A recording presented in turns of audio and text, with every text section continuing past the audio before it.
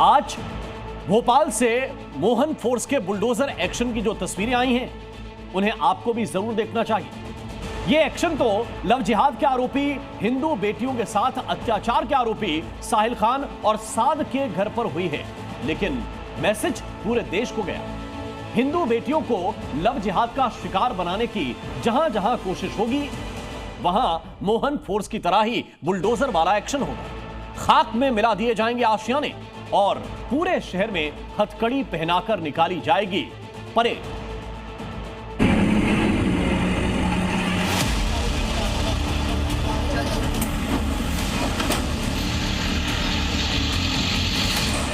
ये हिसाब है हिंदू बेटियों की, उन चीखों का जिन्होंने तड़प तड़प कर दास्तां सुनाई अपनी तबाही की। ये हिसाब है उन हिंदू बेटियों का जो लव जिहादियों के चंगुल में फंस कर कराहती रही। घिनौने फरहान, साहिल और साद के हाथों। ये हिसाब है उन हिंदू बेटियों का ब्लैकमेलिंग के डर से जिन्होंने बंद रखी अपनी जुबान और घुटती रही उनकी सांसें। हिंदू बेटियों के साथ अत्याचार का नतीजा क्या होता है, मिट्टी में मिले आरोपियों के घर इसकी जिंदा मिसाल है।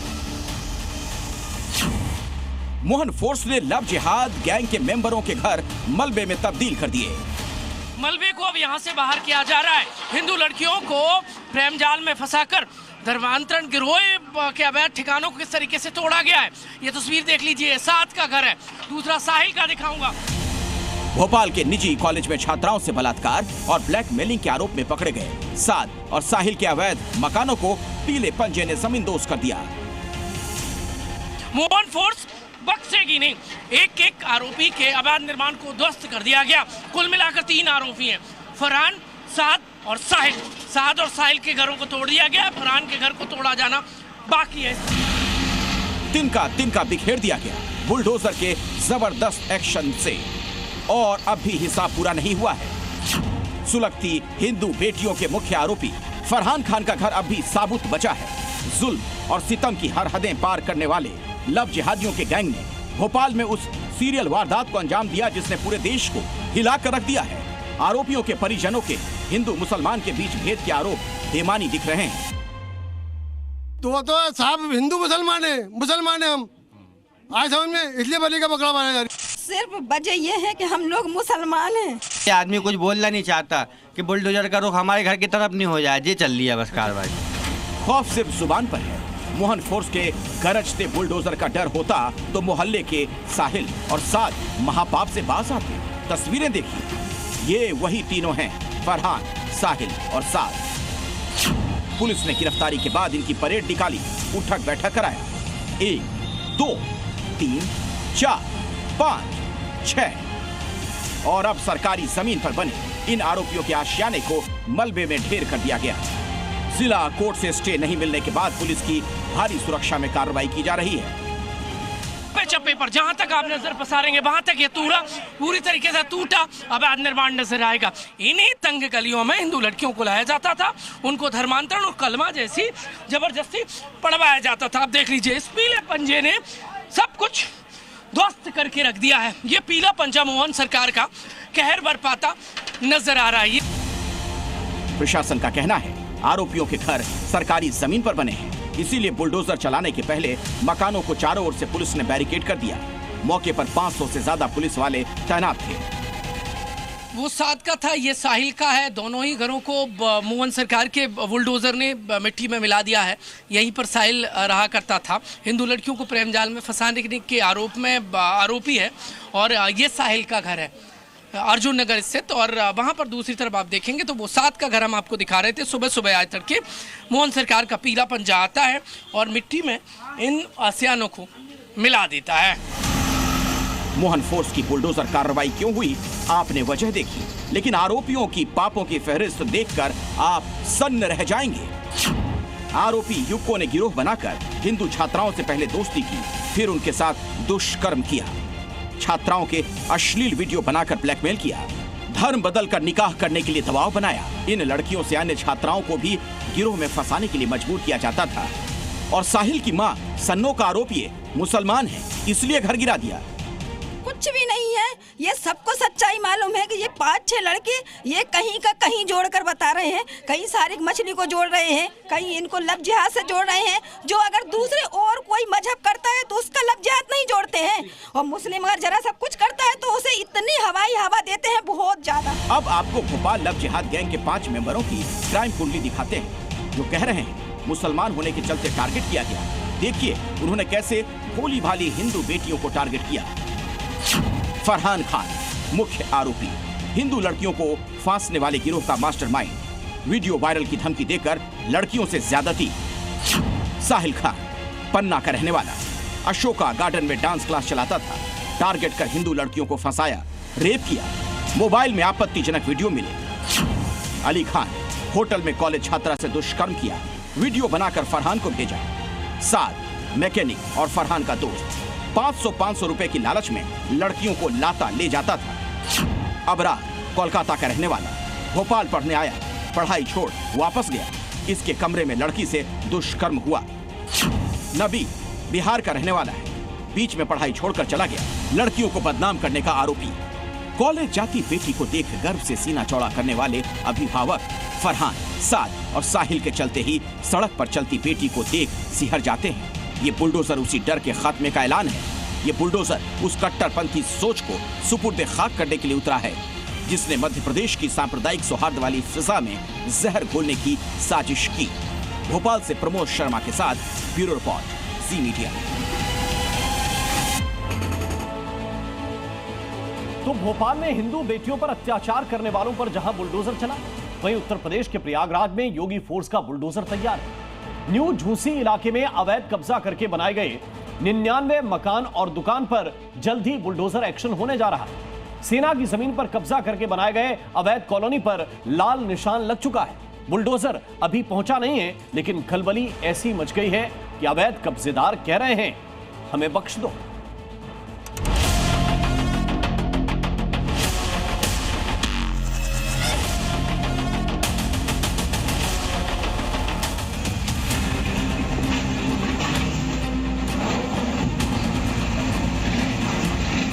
जी, हमारे घर के भी सामने निशान लगा हुआ है और कह रहे हैं कि 18 तारीख को बुलडोजर जो है चल जाएगा यहाँ पर। अब जमीन कब्जे की हो और उस पर किसी ने कभी भी जोड़ तोड़ करके घर बना लिया हो तो यकीन मानिए उसकी छत पर हमेशा बुलडोजर वाला खतरा मंडराएगा ही।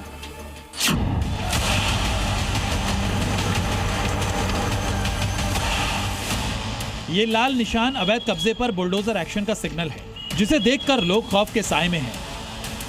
प्रयागराज के नई झूसी बाजार में 1-2 नहीं बल्कि पूरे 99 घर और दुकानों पर ऐसे लाल निशान लगाए गए हैं, जिसका मतलब ये है कि ये अवैध तरीके से बनाए गए हैं। इसलिए या तो खुद ही कब्जा छोड़ दें, वरना बुलडोजर चलाकर जमीन को खाली करा दिया जाएगा।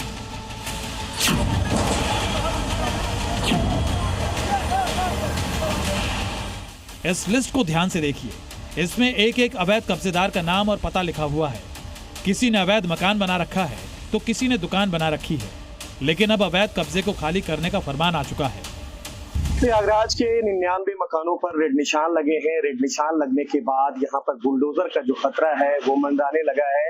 हम उस जगह पर हैं, ये नए झूसी बाजार है प्रयागराज की, और यहाँ के 99 घरों पर इस तरीके के जो क्रॉस निशान है रेड वो लगाए गए हैं। सीधे तौर पर सेना की तरफ से ये निशान लगाए गए हैं। ये कहा गया है ये जो मकान और दुकान यहाँ पर बनाए गए हैं वो सेना की जमीन पर बनाए गए हैं। वर्षों पहले इन जमीनों पर आक्रमण किया गया और आक्रमण के बाद यहाँ पर मकान बना करके लोग रहने लगे, दुकान बना करके बाजारें एक तरीके से बना दी। लेकिन अब सेना ने क्रॉस निशान लगा करके इन सबको नोटिस दिया है। जिस जमीन पर दुकान और मकान बने हुए हैं वो सेना की है। रक्षा संपदा विभाग का दावा है कि तकरीबन 75 एकड़ जमीन पर लोगों ने कब्जा कर रखा है।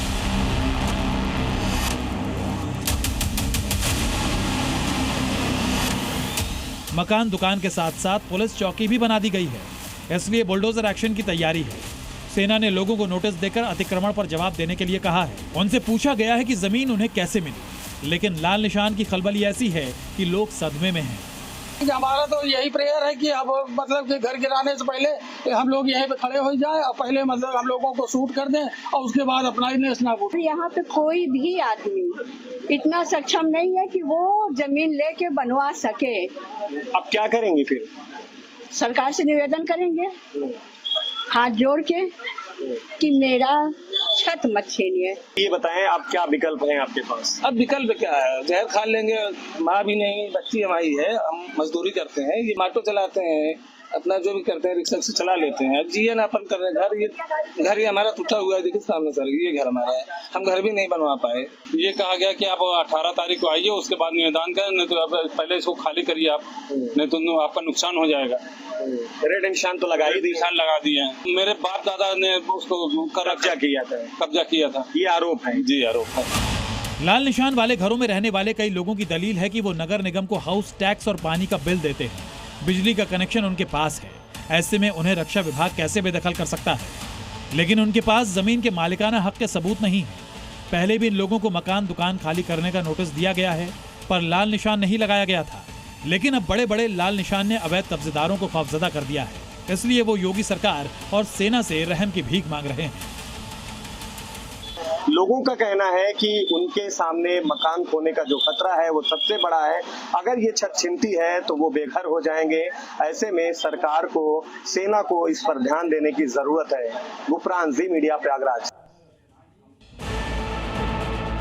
और योगी आदित्यनाथ को उत्तर प्रदेश के चीफ मिनिस्टर की गद्दी संभाले हुए 8 साल बीत चुके हैं। इन 8 सालों में उन्होंने सबसे पहला आदेश अपनी फोर्स को कानून व्यवस्था बनाए रखने का ही दिया था। इसके बाद माफिया सूबे में थर-थर कांपते हैं। बीते 24 घंटे में योगी फोर्स ने अलग अलग जिलों में बड़े बड़े इनामी गैंगस्टर के ताबड़तोड़ एनकाउंटर किए हैं, जिससे पूरा उत्तर प्रदेश हिल गया है।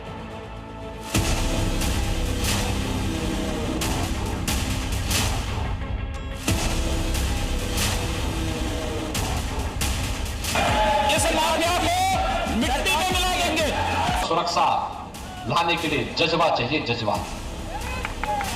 माफिया से निपटने के लिए ईमानदारी का जज्बा चाहिए। अपराधी को अपराधी के अनुसार ट्रीट करिए, जो अपराधी है सख्ती के साथ निपटिए उसके साथ। अपराध और अपराधियों के प्रति जीरो टॉलरेंस है। दंगा करने वालों के लिए इस सामने उपकरण खड़ा कर दिए हैं। महाकाल का आसन है, इस पर न किसी का शासन है। यानी काल की गति पर किसी का शासन नहीं होता है।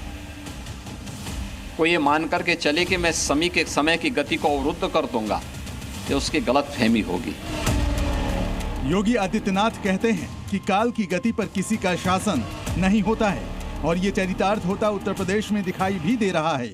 यूपी पुलिस योगी के आदेश पर अपराधियों पर कहर बनकर टूट रही है। उन्हें लंगड़ों की फौज में शामिल कर सलाखों के पीछे धकेल रही है। अपराधियों पर शनि का प्रकोप ऐसा पड़ा कि बीते 24 घंटों के अंदर योगी फोर्स ने 11 इनकाउंटर को अंजाम दिया। उन्नाव, गोंडा, प्रयागराज, बागपत, फर्रुखाबाद, ललितपुर, संभल, शामली, अमेठी, चित्रकूट और बागपत में मुठभेड़ हुई। इनमें कोई हत्या का आरोपी था तो किसी का अपराध लूटपाट था, कोई कुख्यात गैंगस्टर था तो कोई गो तस्करी का मास्टरमाइंड। मगर योगी फोर्स ने ताबड़तोड़ मुठभेड़ कर सबका हिसाब कर दिया। अमेठी में योगी फोर्स ने देर रात गौ तस्करी के 2 आरोपियों पर अटैक किया। इस एनकाउंटर के दौरान होशियारी दिखा रहे 2 बदमाशों को योगी की पुलिस ने लंगड़ा बना दिया। जिस समय पुलिस ने दबिश दी, ये लोग गौ तस्करी की योजना बना रहे थे। इन बदमाशों के पास से पुलिस ने 2 तमंचे, 4 जिंदा कारतूस बरामद किए हैं। संदिग्ध बदमाशों के द्वारा पुलिस टीम पर लक्ष्य करके फायरिंग की गई। आत्मरक्षा में पुलिस के द्वारा भी फायरिंग की गई। मौके पर जाकर देखा गया तो 2 बदमाशों के पैर में गोली लगी थी। बदमाशों की पहचान सरताज एवं आजाद पुत्रगण अल्लू निवासी मोहल्ला कंचाना थाना जायज के रूप में हुई। अभियुक्तों के अन्य 4 साथी मौके से भाग गए। इनकी गिरफ्तारी के लिए भी लगातार टीमें काम कर रही हैं। गोंडा में योगी फोर्स ने लुटेरे गैंग पर धावा बोला। बीते कुछ दिनों में ही लूट खसोट की वारदात को इस गैंग ने अलग अलग थाना क्षेत्रों में अंजाम दिया था, जिसके बाद योगी फोर्स ने इन्हें नाप दिया। इनके पास से चोरी के मोबाइल, चोरी की गई एक मोटरसाइकिल, 20,000 नगद और एक अवैध तमंचा बरामद हुआ है। बागपत में देखिए योगी पुलिस कैसे कुख्यात हिस्ट्री शीटर को लंगड़ा बना देती है। बड़ी बड़ी घटनाओं को अंजाम देने वाला हिस्ट्री शीटर आरिफ, जिस पर हत्या, लूट और रंगदारी समेत 30 से ज्यादा मुकदमे दर्ज हैं, वो आज योगी फोर्स के सहारे को मोहताज है। फर्रुखाबाद में भी पुलिस ने मुठभेड़ के दौरान 25,000 रुपए के इनामी गैंगस्टर तोताराम के तोते उड़ा दिए। लंगड़े अपराधी तोताराम पर फर्रुखाबाद समेत आसपास के जनपदों में 25 से ज्यादा गंभीर आपराधिक मामले दर्ज हैं। लंबे समय से पुलिस इसकी गिरफ्तारी के प्रयास में थी। उन्नाव में महिलाओं को बंधक बनाने वाले 50-50 हजार के लुटेरों को मुठभेड़ में यूपी पुलिस ने गिरफ्तार कर लिया। ये तो महज 24 घंटे का लेखा जोखा है। बीते 8 साल के योगी राज में ऐसी हजारों तस्वीरें सामने आ चुकी हैं। सूबे में योगी के सत्ता संभालने के बाद बीते 8 सालों में जून तक 14,741 एनकाउंटर हुए हैं। इस दौरान 234 खतरनाक अपराधी एनकाउंटर में ढेर किए जा चुके हैं। 30,293 अपराधियों को गिरफ्तार किया गया है, जबकि एनकाउंटर के दौरान 9,202 अपराधी घायल हुए हैं। सीएम बनने के बाद योगी ने पहला ऐलान कानून का राज और अपराधियों का खात्मा करने को लेकर किया था, जिसके बाद यूपी पुलिस को खुली छूट मिली और शुरू हुई एक नई नीति, अपराधी या तो सरेंडर करे या मारा जाए। ब्यूरो रिपोर्ट, जी मीडिया। नेपाल को हिंदू राष्ट्र कहा जाता है और सीएम योगी आदित्यनाथ को हिंदुत्व का वाहक। नेपाल में बड़े आंदोलन के बाद अंतरिम सरकार का गठन हुआ है, जिसके बाद सीएम योगी ने नेपाल की नई प्रधानमंत्री सुशीला कार्की के लिए लक्ष्मण रेखा खींच दी है। सीएम योगी ने अपने बयान के जरिए बता दिया है कि कैसे जन भावनाओं का सम्मान करते हुए विकास का रोडमैप तैयार करना है।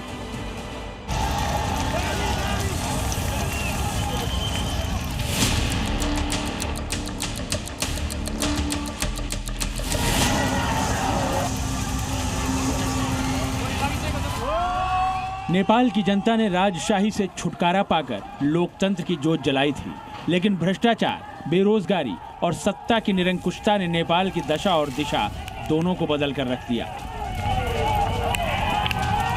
इस आंदोलन के बीच सीएम योगी और राजा ज्ञानेंद्र सिंह की यह तस्वीर भारत से लेकर नेपाल तक चर्चा का विषय बनी हुई है। सीएम योगी और राजा ज्ञानेंद्र के कनेक्शन के बारे में आपको बताएंगे, लेकिन पहले आप इस तस्वीर की क्रोनोलॉजी समझिए। दरअसल सीएम योगी हिंदुत्व के फायर ब्रांड नेता हैं और नेपाल में बड़ी संख्या में ऐसे लोग हैं जो हिंदू राष्ट्र का समर्थन करते हैं। नेपाल में सुशीला कार्की की अगुवाई में नई अंतरिम सरकार ने अपना कामकाज संभाल लिया है। अंतरिम सरकार पर हालात सुधारने के साथ साथ जन भावनाओं के अनुरूप काम करने की बड़ी जिम्मेदारी है और साथ ही बड़ी चुनौती भी। सीएम योगी ने अब इसी ओर इशारा किया है। छोटी छोटी चीजें बाद में हमारे लिए एक समस्या खड़ी करती है, एक समस्या खड़ी करती है। आपने अभी देखा होगा नेपाल में क्या हो गया, यानी लोगों ने इग्नोर किया सोशल मीडिया। परिणाम क्या था, कैसी स्थिति हुई,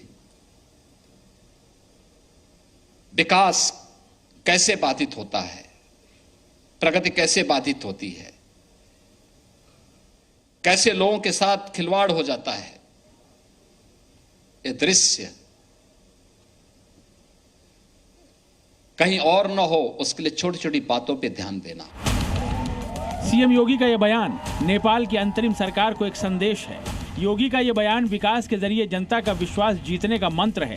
साथ ही यह बयान हिंदू राष्ट्र वाली जनभावना के सम्मान की लक्ष्मण रेखा भी है। योगी का यह बयान इशारा है नेपाल की नई सुशीला कार्की सरकार के लिए कि उन्हें किस रोड मैप पर नेपाल को आगे लेकर जाना है। नेपाल की पूर्ववर्ती ओली सरकार जनभावना और विकास दोनों ही फ्रंट पर फेल साबित हुई थी। यही वजह रही कि उसके खिलाफ जन आक्रोश भड़का और उसे गद्दी छोड़नी पड़ी। इसी साल मई में जब राजा ज्ञानेंद्र ने लखनऊ में सीएम योगी से मुलाकात की थी, तो मुमकिन है सीएम योगी ने उनके साथ ये बातें साझा की हों, क्योंकि सीएम योगी और राजा ज्ञानेंद्र के पुराने रिश्ते रहे हैं। नेपाल के पूर्व नरेश ज्ञानेंद्र और योगी आदित्यनाथ के बीच दशकों पुराने संबंध भी हैं। नेपाल राज परिवार के लोग गोरखपुर के गोरक्ष पीठ को बहुत मानते हैं। पहले भी नेपाल के राज परिवार से जुड़े लोग इस पीठ में जाते रहे हैं। योगी आदित्यनाथ इस पीठ के पीठाधीश्वर भी हैं। ऐसे में ये कहना गलत नहीं होगा कि योगी आदित्यनाथ एक तरह से उनके गुरु भी हैं, और हो सकता है कि जब नेपाल में चुनाव हो तो राजा ज्ञानेंद्र अपनी राजनीतिक पारी की दोबारा शुरुआत करें और नेपाल को विकास और हिंदू राष्ट्र के पथ पर लेकर जाएं। ब्यूरो रिपोर्ट, जी मीडिया।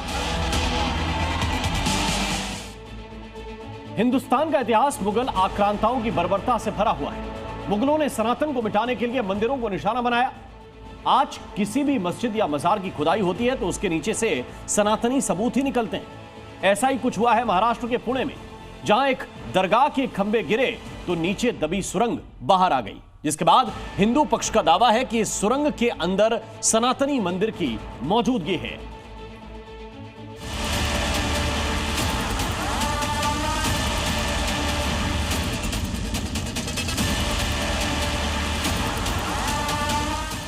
कुछ लोगों ने गलत तरीके से अफवाह चला रहे हैं कि रास्ते का काम करते वो ढांचा मिल गया, गिर गया, दिख रहा है। ऐसा कुछ नहीं है।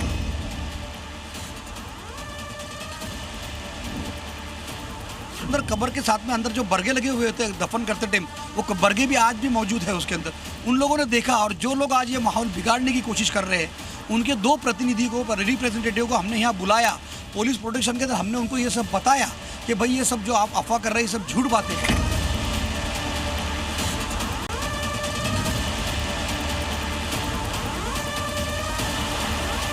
हमारी मांग है प्रशासन से कि अभी वहाँ जाके आप इंक्वायरी करिए, हवा खोदिए। संभल में प्रशासन ने खुदाई कराई तो 1, 2, 3 नहीं बल्कि सैकड़ों सनातनी सबूत मिले। कुएं मिले, बावड़ी मिली, महादेव मिले तो बजरंग बली भी मिले। अब संभल से 1400 किलोमीटर दूर पुणे में एक और सुरंग मिली है। हरे रंग की जर्जर इमारत के सामने चादर चढ़ी मजार, और मजार के ठीक नीचे से झांकती सुरंग ने पुणे का माहौल गर्म कर दिया। मुस्लिम पक्ष के लोग इस इमारत को औलिया दादा की दरगाह बता रहे हैं, जबकि हिंदू पक्ष का दावा है कि सुरंग के अंदर का मंदिर नुमा ढांचा है। देखिए, मंचर शहर जो है ये पौराणिक शहर है, हिंदू का वारसा है। 1200 साल, 1500 साल, 2000 साल पौराणिक शहर है। यहाँ महाराष्ट्र के तुकाराम महाराज जो है, इनका यहाँ गाथा है मंचर में। अगर कहीं दरगाह होती है तो वहाँ वो नमन करते हैं, बराबर, उसके ऊपर चढ़ के नहीं जाते। मंदिर का जो दिवली रहता है वो आपको दिखी होगी, वो वैसी दिवली सिर्फ मंदिर को होती है। सिर्फ हमारी मांग है प्रशासन से कि अभी वहाँ जाके आप इंक्वायरी करिए, हवा खोदिए। पुणे के मंचर इलाके में तनाव है। हिंदू पक्ष की मांग है कि सुरंग को पूरा खोला जाए, नीचे मौजूद ढांचे की जांच की जाए, क्योंकि मुमकिन है कि सैकड़ों साल पहले मुगल आक्रांताओं ने किसी सनातनी देवस्थान को दफन करके इस दरगाह का निर्माण किया था। जबकि दरगाह ट्रस्टी और मुस्लिम पक्ष का दावा है कि दरगाह 400 साल पुरानी है और इस सुरंग में मंदिर नहीं बल्कि ईरान से आए सैयद इमरान उर्फ मोहम्मद मदनी की कब्र है। ये मोहम्मद मदनी बोल के इनका नाम है और ये पीर है बड़े। ये तकरीबन 1800 साल के ईस्वी सन में जब ईरान में इनके ऊपर जुल्म हुआ तो इन्होंने कहा कि मेरा हिंदुस्तान बहुत अच्छा है, हिंद के लोग बहुत अच्छे हैं, मैं मेरे हिंद में चला जाऊंगा। और वो यहाँ पर 400 साल पुरानी तक बात है, वो यहाँ पर आए और यहाँ आने के बाद में उन्होंने अपना यहाँ पर बसेरा कर लिया। दरगाह ट्रस्टी का कहना है कि हिंदू पक्ष के दावे में कोई सच्चाई नहीं है। जो सुरंग नजर आ रही है उसमें उनके पीर की कब्र है, जिसे वो हिंदू पक्ष के प्रतिनिधियों को दिखा चुके हैं। बावजूद इसके कुछ लोग राजनीतिक लाभ के लिए विवाद बढ़ा रहे हैं। कुछ लोग राजनीतिक तौर के ऊपर फायदा लेने के लिए सारी चीज़ें करते हैं। और जिस दिन ये मामला हुआ उस दिन हमने पुलिस प्रशासन को यहाँ पर हमने खुद बुलाया, हमारी तरफ से कि पुलिस प्रशासन को हमने बुलाया। उसके बाद महसूल प्रशासन के विभाग के लोग भी सब यहाँ पर आए और हमने पहले ही दिन उनको ये अलाउ किया। हालांकि आपको मालूम है किसी की कब्र को टच करना न्याय दंड संहिता के अगेंस्ट है, नहीं कर सकता कोई किसी की कब्र ओपन। लेकिन थोड़ी सी कब्र बताइए आप, उधर थोड़ी सी कब्र ओपन होने की वजह से हमने इनको ये अलाउ किया कि आपको अगर कभी कुछ देखना है तो आप देख सकते हैं, इसमें हमारा कोई प्रॉब्लम नहीं है। हमने उनको पता ही ये कब्र कि देखो कब्र है, उसके अंदर कब्र के साथ में अंदर जो बरगे लगे हुए होते हैं दफन करते टाइम, वो बरगे भी आज भी मौजूद है उसके अंदर। उन लोगों ने देखा, और जो लोग आज ये माहौल बिगाड़ने की कोशिश कर रहे हैं, उनके 2 प्रतिनिधि को, रिप्रेजेंटेटिव को हमने यहाँ बुलाया पुलिस प्रोटेक्शन के अंदर। हमने उनको ये सब बताया कि भाई ये सब जो आप अफवाह कर रहे हैं, ये सब झूठ बातें। लेकिन उसके बावजूद भी उन्होंने यहाँ से जाने के बाद सारी चीज़ें राजनीतिक तौर के ऊपर फ़ायदा लेने के लिए उन्होंने सारी बात बिगाड़ी। मुस्लिम पक्ष के मुताबिक दरगाह के नीचे से झांकती सुरंग के अंदर मोहम्मद मदनी की कब्र है। लेकिन सवाल ये है कि अगर मुस्लिम पक्ष को पहले से पता था कि दरगाह के नीचे उनके पीर की कब्र है तो खुदाई के समय लापरवाही क्यों बरती गई? जब बारिश का पानी नींव में भर रहा था तो कब्र और दरगाह को बचाने की कोशिश क्यों नहीं की गई? अगर बारिश का पानी अभी भी नींव में भरा हुआ है तो मुस्लिम पक्ष पूरी मिट्टी हटाकर मरम्मत क्यों नहीं करता? और सबसे बड़ा सवाल, क्या मुस्लिम पक्ष को डर है कि सुरंग में दबी सच्चाई सामने आई तो दरगाह के नाम पर हो रही कमाई बंद हो जाएगी? फिलहाल मंचर कस्बे के इस मोहल्ले में तनाव है। हालात पर नजर रखने के लिए पूरे इलाके को छावनी में तब्दील कर दिया गया है। गली के दोनों तरफ खाकी की तैनाती बता रही है कि एक सुरंग ने बड़े विवाद को जन्म दे दिया है। आपको यहाँ की तस्वीरें दिखाई, भारी पुलिस बल जो है यहाँ पर तैनात है और पूरे मामले में पुलिस को इत्तला किया गया कि ऐसी चीज़ें जो यहाँ पर हो रही है। उसके बाद पुलिस यहाँ पहुँचती है और अब इस वक्त इस पूरे दायरे में 200 मीटर के दायरे में जो है पुलिस व्यवस्था जो है कड़ी कर दी गई है और धारा 144 जो है वो लागू है। फिलहाल प्रशासन ने मामले की जानकारी पुरातत्व विभाग को दी है, जिसके बाद एएसआई ने दरगाह के आसपास निर्माण पर रोक लगा दी है। वहीं हिंदू पक्ष इस मामले को लेकर कोर्ट जाने की तैयारी कर रहा है। नीतीश झा, जी मीडिया, पुणे। और मध्य प्रदेश के रायसेन में कट्टरपंथियों ने हिंदुओं की आस्था पर चोट की है। नवरात्रि शुरू भी नहीं हुआ है, लेकिन उनकी आंखों में मां दुर्गा की प्रतिमा खटकने लगी है। रायसेन में कट्टरपंथियों ने हिंदुओं को दुर्गा प्रतिमा स्थापित नहीं करने की धमकी दी।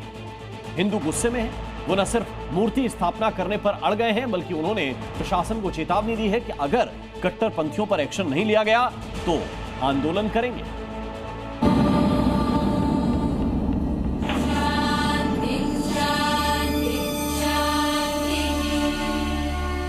गिरिनंदिनी नंदित मेदिनी विश्व विनोदिनी नंदनुते।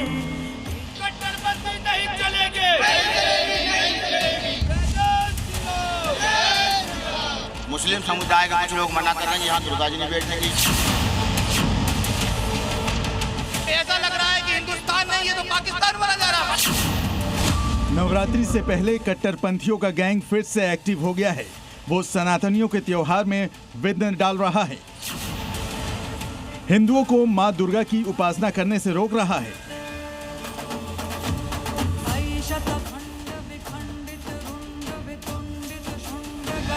इसलिए हिंदू गुस्से में हैं और वो चाहते हैं कि उनकी भक्ति में बाधा डालने वालों पर कड़ी कार्रवाई हो।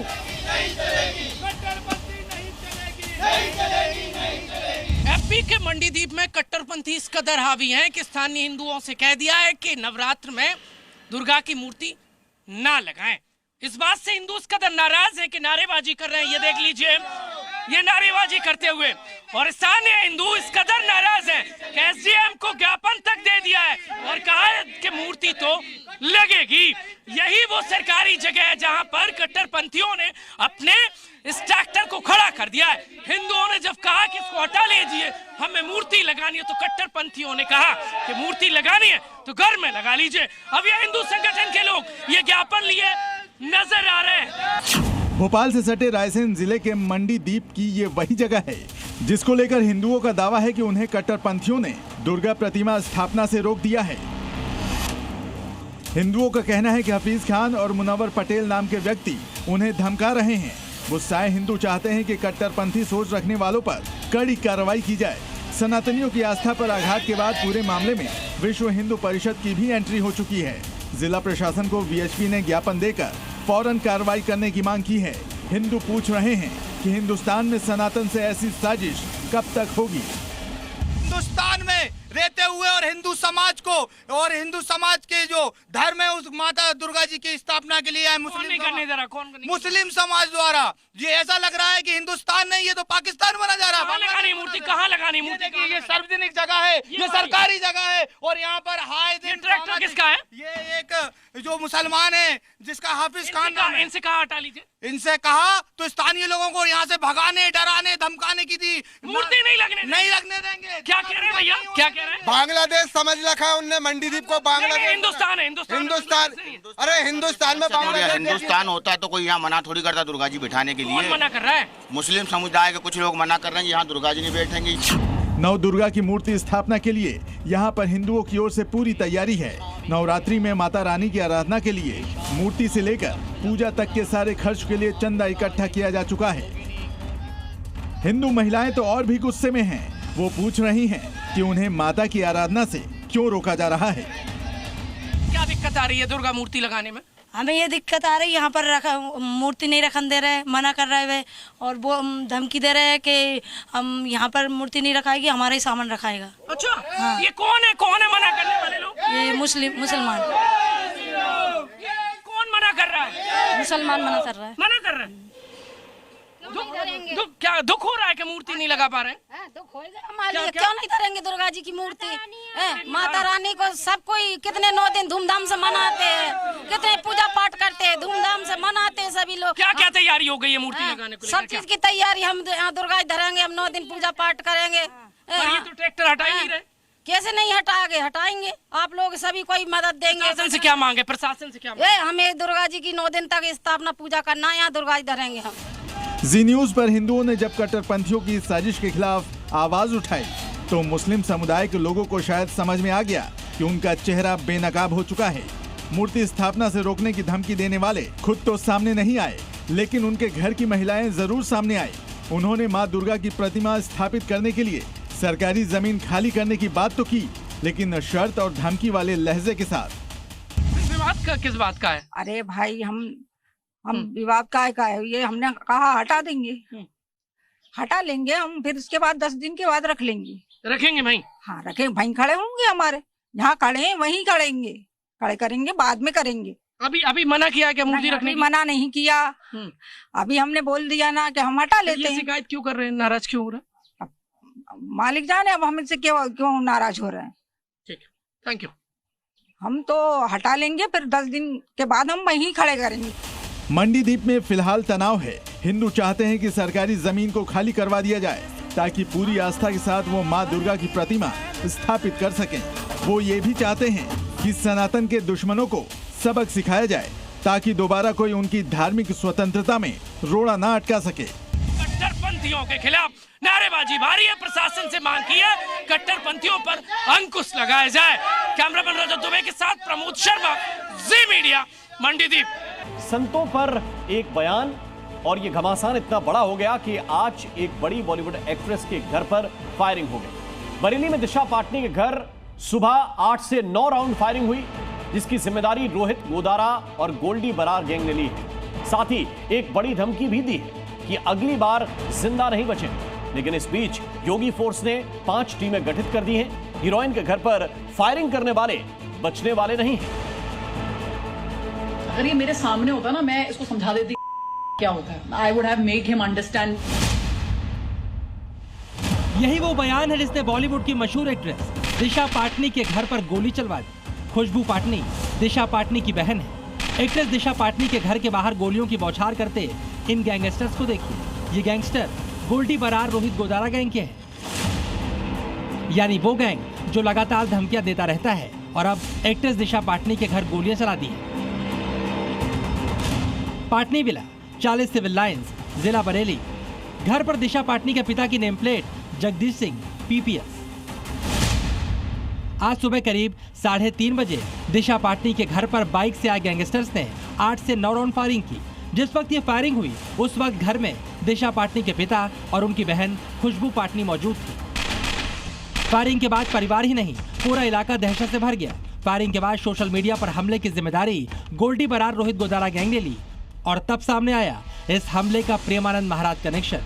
गैंगस्टर्स की तरफ से हमले की जिम्मेदारी कबूल करते हुए लिखा गया, दिशा पाटनी के घर फायरिंग हमने करवाई है। खुशबू पाटनी ने पूज्य संत का अपमान किया और प्रेमानंद जी अनिरुद्धाचार्य जी का अपमान किया। खुशबू पाटनी ने सनातन धर्म को नीचा दिखाने की कोशिश की। आराध्य देवताओं का अपमान नहीं सहा जाएगा। अगर किसी ने भी संतों और धर्मों के खिलाफ टिप्पणी की तो अंजाम भुगतने के लिए तैयार रहे। ये तो सिर्फ ट्रेलर है, अगली बार जान से मार देंगे और धर्म की रक्षा के लिए किसी भी हद तक जाएंगे। 2 अज्ञात लोग थे और जैसे आप देख रहे हैं 2 अज्ञात लोग थे, उन्होंने ब्रस्ट फायर किया हुआ है और मेरे घर में ब्रस्ट फायर के निशान भी लगे हुए हैं। अभी जैसा कि मैंने भी पेपर में पढ़ा है तो किसी गैंग ने शायद इस बात को स्वीकार किया है कि हम कर रहे हैं। गैंगस्टर दिशा पाटनी की बहन खुशबू पाटनी के बयान से नाराज है जो उन्होंने अनिरुद्धाचार्य पर दिया था। अनिरुद्धाचार्य ने महिलाओं पर एक विवादित बयान दिया था जिसे लेकर बड़ा विवाद हुआ। खुशबू पाटनी ने बहुत गुस्से में आकर धमकी भरे अंदाज में एक वीडियो शेयर कर इस बयान के खिलाफ बोला था। 25 साल से जो लड़कियां हैं, 25 साल के ऊपर वाली लड़कियां हैं, सारी नहीं, कुछ जो लिव इन में रहती हैं वो आती हैं 4-5 लड़कों का। अगर ये मेरे सामने होता ना, मैं इसको समझा देती क्या होता है। I would have made him understand clear and these are bloody anti nationalist lot. You should never be supporting such highest order. All the of the society, all of the society is following this। खुशबू पाटनी के इस बयान को प्रेमानंद महाराज से भी जोड़कर देखा गया, क्योंकि उसी वक्त प्रेमानंद महाराज के महिलाओं पर दिए बयान पर भी बड़ा घमासान छिड़ा था। खुशबू पाटनी की बड़ी ट्रोलिंग भी हुई। बाद में सफाई भी आई कि उनका बयान सिर्फ अनिरुद्धाचार्य के लिए था, न कि प्रेमानंद महाराज के लिए। अनिरुद्ध आचार्य के लिए आप मुझे बोल सकते हैं कि हाँ मैंने बोली, मैं बिल्कुल उसको लेने को तैयार हूँ, लेकिन प्रेमानंद महाराज जी के लिए मेरे मुख से एक शब्द नहीं निकला, ना ही मुझे उनकी वीडियो के बारे में कोई भी ज्ञान था। ये एक तरह से फेक न्यूज एजेंडा बनाया जाता है। गैंगस्टर से गुस्सा शांत नहीं हुआ, तब इसी गैंग ने बॉलीवुड को संत प्रेमानंद महाराज के नाम लेकर धमकी दी थी, जिसमें इस बयान का अंजाम भुगतने की बात कही गई थी, और अब दिशा पाटनी के घर गोली तक चलवा दी। हालांकि परिवार का अब भी कहना है कि प्रेमानंद महाराज पर कोई टिप्पणी नहीं की गई। जहाँ तक हमारी बेटी का भी क्लियरिफिकेशन है, उन्होंने कभी भी प्रेमानंद महाराज को बारे में कुछ नहीं किया, क्योंकि हम सब सनातनी हैं, हमारे संत हैं, हमारे पूजनीय हैं, हम कभी भी अपने सनातन के खिलाफ नहीं जा सकते हैं। अमेरिका में बैठे कुख्यात गैंगस्टर रोहित गोदारा के गुर्गों ने हीरोइन के घर गोली चलाकर कोहराम मचा दिया। अब योगी फोर्स सुपर एक्शन मोड में है। हमलावरों की तलाश के लिए 5 टीमें गठित की गई हैं। परिवार की सुरक्षा व्यवस्था सुनिश्चित करने के लिए पर्याप्त आर्म्ड पुलिस बल की तैनाती की गई है। एसपी सिटी व एसपी क्राइम के पर्यवेक्षण में 5 टीमों को तैयार किया गया है, जो घटना के अनावरण एवं अभियुक्तों की गिरफ्तारी सुनिश्चित करेंगे। दिशा पाटनी के घर पर हमले ने योगी फोर्स को सजग, सावधान, सचेत कर दिया है। जिस तरह से हमले को ट्रेलर बताया गया, उससे आगे भी हमले की आशंका है, लिहाजा यूपी पुलिस 24/7 एक्टिव। बरेली से अजय कश्यप के साथ ब्यूरो रिपोर्ट, जी मीडिया। और उत्तर प्रदेश की योगी सरकार के लिए कानून सबसे ऊपर है। इसे तोड़ने वालों को सबक जरूर मिलता है, फिर वो चाहे कोई भी हो। गाजीपुर में कानून के रखवालों ने अंधेरगर्दी मचाई तो सीएम योगी ने 11 पुलिस वालों की वर्दी खूंटी पर टंगवाकर उन्हें उनकी हद याद दिला दी।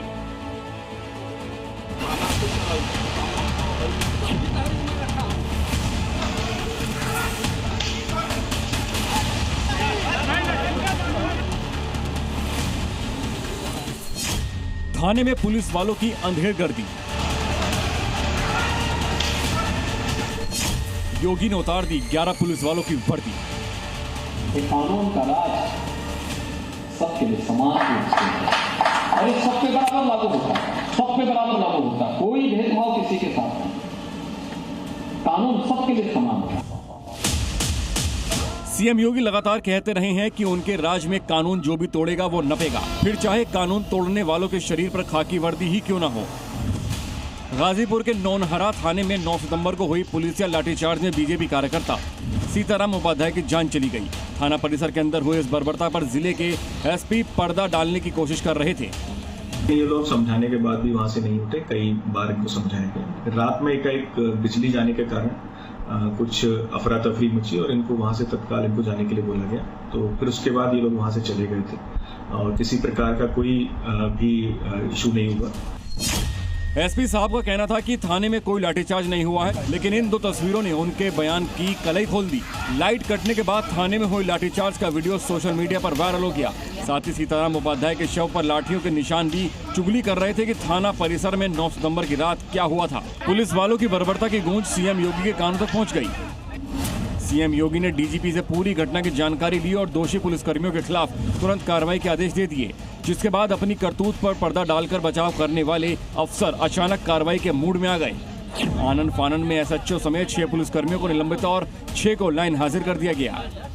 तो इस पर हम गहनता से जांच कर रहे हैं। मौके पर एडिशनल एसपी को भेजा गया है जांच करने के लिए, उनके द्वारा प्रकरण की जांच की जा रही है और सभी पहलुओं पर हम जांच कर रहे हैं। मृतक व्यक्ति का पोस्टमार्टम कराया जा रहा है और जो भी तथ्य आएंगे उसके अनुसार अग्रिम विधिक कार्रवाई अमल में लाई जाएगी। पुलिसकर्मियों की बर्बरता के चलते जान गंवाने वाले सीताराम उपाध्याय के परिजनों ने इंसाफ की गुहार लगाई है। वो दोषी पुलिसकर्मियों के खिलाफ हत्या का केस दर्ज कर कड़ी कार्रवाई की मांग कर रहे हैं।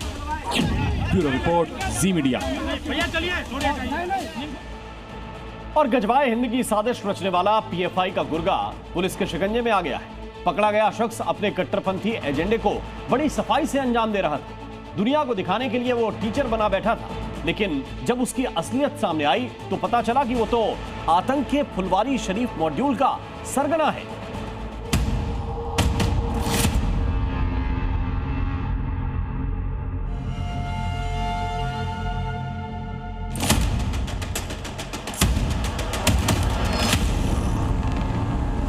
नाम महबूब आलम नदवी, संगठन पॉपुलर फ्रंट ऑफ इंडिया, मकसद भारत को मुस्लिम राष्ट्र बनाना।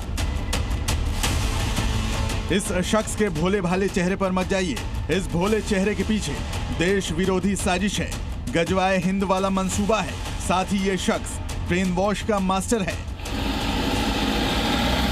महबूब आलम नदवी फिलहाल बिहार पुलिस की गिरफ्त में है।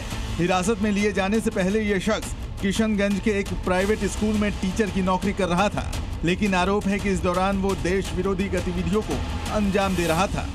महबूब आलम नदवी जामिया मिलिया इस्लामिया का पूर्ववर्ती छात्र रहा है और वह 2016-17 में बिहार का पीएफआई का स्टेट हेड भी रह चुका है। एजेंसी को शक है कि यह अभी भी पीएफआई की गुप्त गतिविधियों में शामिल था और किशनगंज में रहकर कट्टरपंथी विचारधारा को बढ़ा रहा था।